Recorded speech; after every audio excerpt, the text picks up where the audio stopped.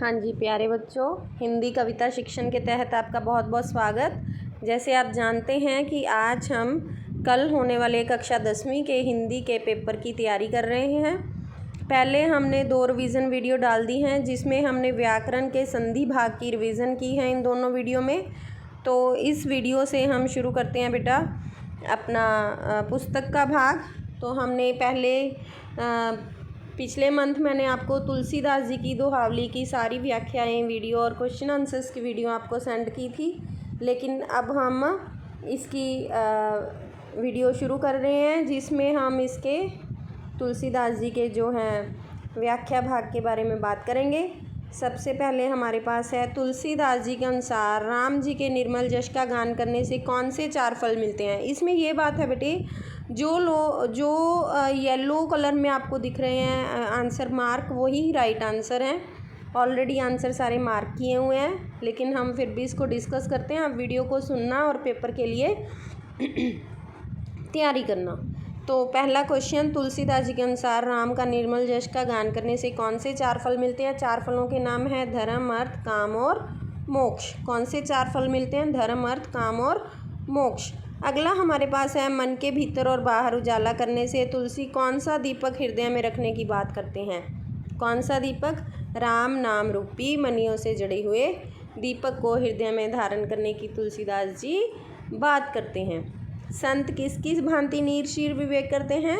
हंस पक्षी की भांति। मैंने आपको करवाया था जिस तरह हंस पक्षी दूध और पानी को अलग अलग करके पीता है, वैसे ही संत मनुष्य संसार की बुराइयों को छोड़ देते हैं, अच्छे गुणों को ग्रहण कर लेते हैं। तो किसकी भांति नीर शीर विवेक करते हैं? हंस पक्षी की भांति। चौथा प्रश्न है हमारे पास, तुलसी के अनुसार भव सागर को कैसे पार किया जा सकता है। तुलसीदास जी के अनुसार भवसागर को श्री राम जी का नाम जप कर ही पार किया जा सकता है।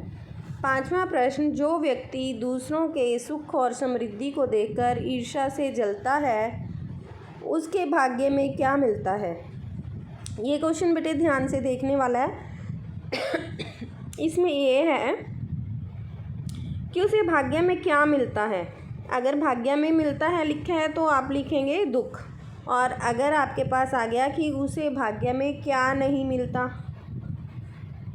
उसे उसके भाग्य से भलाई चली जाती है, उसके भाग्य में कुछ नहीं मिलता, उसके भाग्य से भलाई भाग जाती है। यहाँ पर आपको ये भी आ सकता है कि उसके भाग्य से क्या भाग जाता है। तो क्या भाग जाता है? भलाई। भलाई भाग जाती है, उसके भाग्य से भलाई चली जाती है।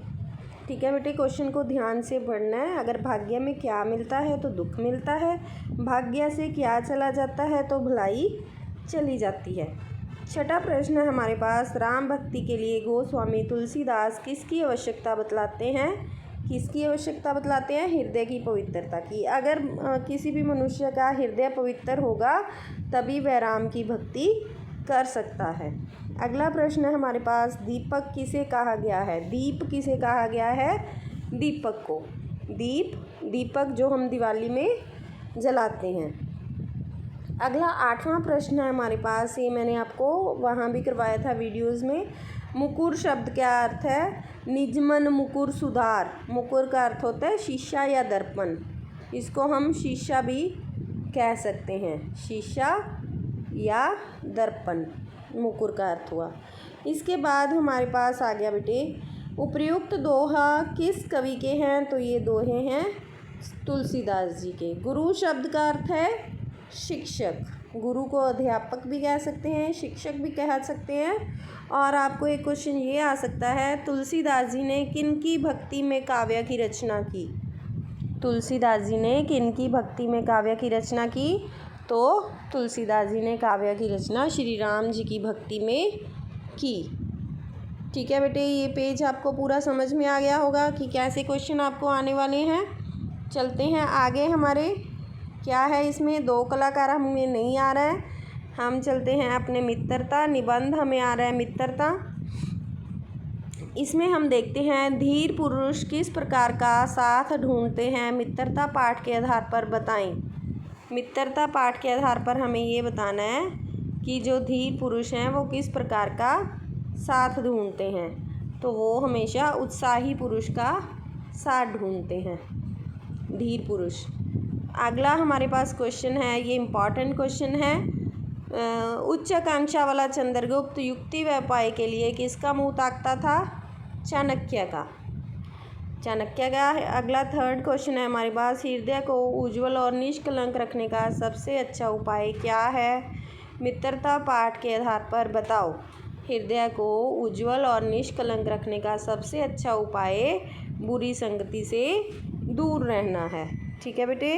इसके बाद हमारे पास आ गया अगला प्रश्न, हमसे अधिक दृढ़ संकल्प वाले लोगों का साथ बुरा क्यों हो सकता है? अधिक दृढ़ संकल्प वाले लोग हमें क्यों नहीं अच्छे लगेंगे हमारे साथ? क्योंकि हमें उनकी बात बिना किसी विरोध के माननी पड़ती है। चौथे प्रश्न में बेटे, हमें उनकी हर बात बिना विरोध किए माननी पड़ती है। पांचवा प्रश्न है हमारे पास, नीति विशारद अकबर मन बहलाने के लिए किसकी ओर देखता था? बीरबल की ओर देखता था। किसकी ओर देखता था? बीरबल की ओर देखता था। वैसे तो हमें 3-4 पंक्तियों वाले प्रश्न उत्तर नहीं आने हैं, लेकिन एक बार हमें ये देखना चाहिए कि कई बार कोई बात हमें ऐसी मिल जाती है जो पेपर के लिए ज़रूरी हो जाती है।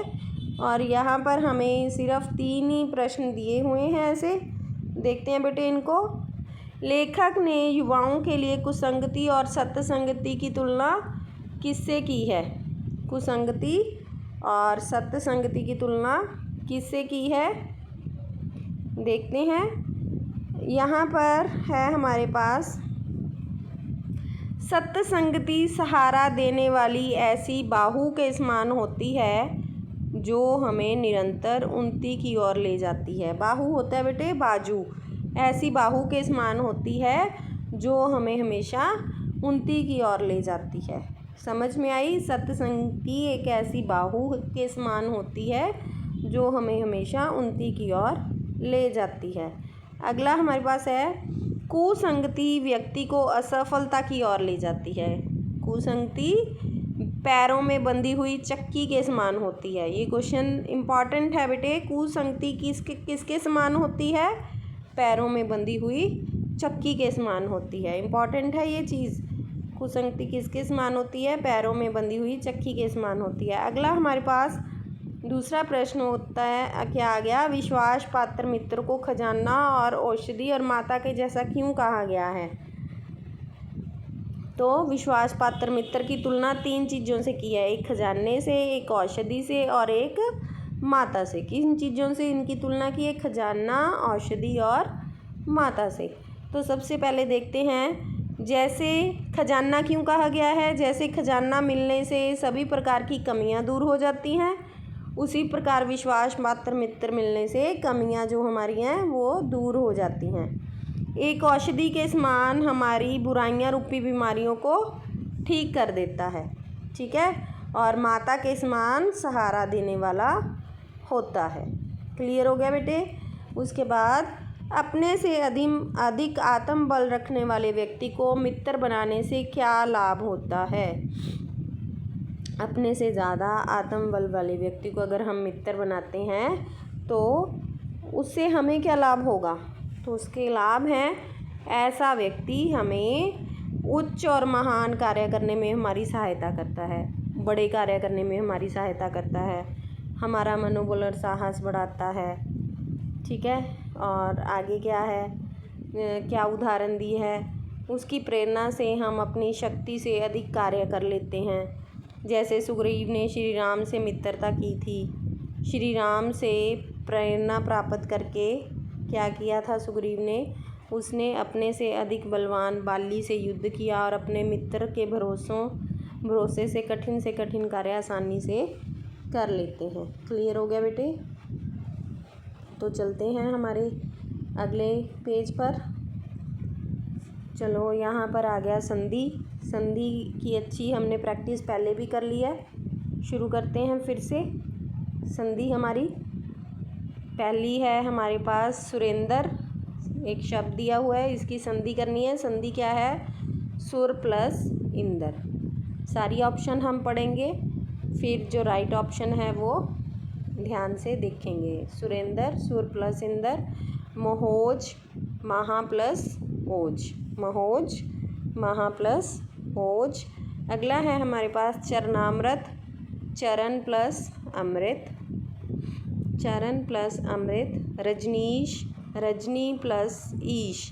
ये देखना बेटे, ये जो बड़ी है ई है रजनीश में, वो बड़ी लगनी है, ठीक है। फलाहार, फल प्लस आहार, फलाहार, फल प्लस आहार, ठीक है। कई बच्चे इसको टिक लगाने की कोशिश करेंगे, ये वाला गलत है, ये नहीं है ऑप्शन हमारी सही। फला प्लस आहार नहीं होता, फल प्लस आहार होता है। ये अगला हमारे पास फिर से आ गया है, निम्नलिखित विकल्पों में से सही विकल्प चुनें, संधि कीजिए। ये हम कर चुके हैं। प्रति प्लस एक, प्रत्येक। परम प्लस अणु, परमाणु।